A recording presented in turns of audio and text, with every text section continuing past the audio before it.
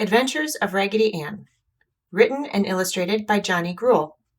Read aloud by Samantha Dunn. Raggedy Ann's Trip on the River. When Marcella had a tea party out in the orchard, of course all of the dolls were invited. Raggedy Ann, the tin soldier, the Indian doll, and all the others, even the 4 little penny dolls in the spool box. After a lovely tea party with ginger cookies and milk, of course the dolls were very sleepy. At last Marcella thought so, so she took all except Raggedy Ann into the house and put them to bed for the afternoon nap. Then Marcella told Raggedy Ann to stay there and watch the things. As there was nothing else to do, Raggedy Ann waited for Marcella to return. And as she watched the little ants eating cookie crumbs Marcella had thrown to them, she heard all of a sudden the patter of puppy feet behind her. It was Fido! The puppy ran up to Raggedy Ann and twisted his head about as he looked at her. Then he put his front feet out and barked in Raggedy Ann's face. Raggedy Ann tried to look very stern, but she could not hide the broad smile painted on her face.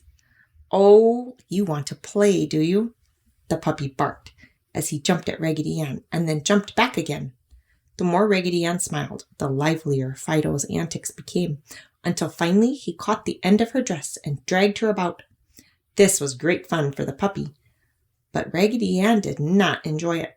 She kicked and twisted as much as she could, but the puppy thought Raggedy Ann was playing. He ran out the garden gate and down the path across the meadow. Every once in a while, Fido would give Raggedy Ann a great shaking, making her yarn head hit the ground, ratty-tat-tat. Then he would give his head a toss and send Raggedy Ann high up in the air. By this time, she had lost her apron, and now some of her yarn hair was coming loose. As Fido neared the brook, another puppy dog came running across the footbridge to meet him. "What have you there, Fido?" said the new puppy dog as he bounced up to Raggedy Ann. "This is Raggedy Ann," answered Fido. "She and I are having a lovely time playing." You see, Fido really thought Raggedy enjoyed being tossed around and whirled high up in the air, but of course she didn't. However, the game didn't last much longer. As Raggedy Ann hit the ground, the new puppy dog caught her dress and ran with her across the bridge, Fido barking close behind him. In the center of the bridge, Fido caught up with the new puppy dog, and they had a lively tug-of-war with Raggedy Ann stretched between them.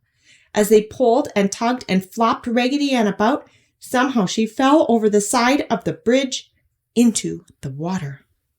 The puppy dogs were surprised, and Fido was very sorry indeed, for he remembered how good Raggedy Ann had been to him, and how she had rescued him from the dog pound. But the current carried Raggedy Ann along, and all Fido could do was run along the bank and bark. Now, you would have thought Raggedy Ann would sink, but no, she floated nicely, for she was stuffed with clean white cotton, and the water didn't soak through very quickly. After a while, the strange puppy and Fido grew tired of running along the bank, and the strange puppy scampered home over the meadow as if he had nothing to be ashamed of. But Fido walked home very sorry indeed. His little heart was broken to think that he had caused Raggedy Ann to be drowned. But Raggedy Ann didn't drown. Not a bit of it. In fact, she even went to sleep on the brook, for the motion of the current was very soothing as it carried her along, just like being rocked by Marcella. So, sleeping peacefully, Raggedy Ann drifted along until she lodged against a large stone. Raggedy Ann tried to climb upon the stone, but by this time the water had thoroughly soaked through Raggedy Ann's nice clean white cotton stuffing, and she was so heavy she could not climb. So she had to stay until Marcella and Daddy came along and found her. You see, they had been looking for her. They had found pieces of her apron all along the path where Fido and the strange puppy dog had shaken them from Raggedy Ann. So they followed the brook until they found her.